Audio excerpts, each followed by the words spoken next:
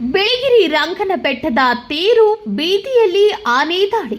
ಯಳಂದೂರಿನಲ್ಲಿ ಆನೆ ದಾಳಿ ಮಾಡಿ ಅಂಗಡಿ ಮುಂಗಟ್ಟುಗಳನ್ನು ಧ್ವಂಸ ಮಾಡಿರುವಂತಹ ಘಟನೆ ತಾಲೂಕಿನ ಬಿಳಿಗಿರಿ ರಂಗನ ಬೆಟ್ಟದಲ್ಲಿ ನಡೆದಿದೆ.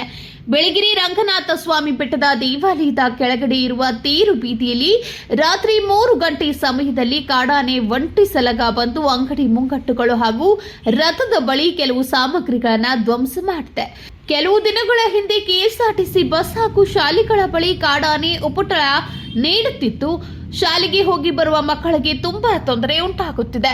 ಈ ಆನೆಯು ಯಾವ ಸಮಯದಲ್ಲಿ ಯಾವ ಕಡೆ ಬರುತ್ತಿದೆ ಎಂದು ಹೇಳುವುದಕ್ಕೆ ಆಗುತ್ತಿಲ್ಲ.